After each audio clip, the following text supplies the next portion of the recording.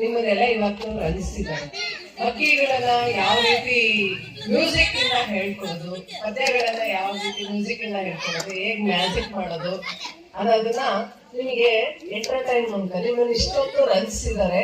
ಅವ್ರಿಗೆ ಈ ಒಂದು ಇದ್ರ ಮೂಲಕ ಧನ್ಯವಾದ, ನಮ್ಮ ಶಾಲಾ ಪರವಾಗಿ ಹಾಗೂ ನಮ್ಮ ಶಿಕ್ಷಕರ ಪರವಾಗಿ ಧನ್ಯವಾದಗಳನ್ನ ಅರ್ಪಿಸ್ತೀನಿ. ನೀವು ಕೂಡ ಯಾವ ರೀತಿ ಪದ್ಯಗಳನ್ನ ಅವ್ರಿಗೆ ಎಷ್ಟರ ಪದ್ಯಗಳನ್ನ ಹೇಳ್ಕೊಟ್ರಲ್ಲ, ಪಯಮ್ಸ್, ಇಂಗ್ಲಿಷ್ ಪಯಮು, ಹಿಂದಿ ಪಯಮು, ಕನ್ನಡ ಪಯಮ್, ಅದನ್ನ ನೀವು ಕೂಡ ಮ್ಯೂಸಿಕ್ ಹಾಕಿ, ನಿಮ್ಗೂ ಯೂಟ್ಯೂಬ್ ಹಾಕಿದ್ರೆ ಅದರಲ್ಲೆಲ್ಲ ಬರುತ್ತೆ ಯಾವ ತರ ಮ್ಯೂಸಿಕ್ ಇಂದ ಕಲ್ತ್ಕೋಬಹುದು ಅಂತ. ಮಗ್ಗಿಗಳನ್ನ ಅಷ್ಟೇ ಎಷ್ಟು ಸುಲಭವಾಗಿ ಕಲ್ತ್ಕೋಬಹುದು.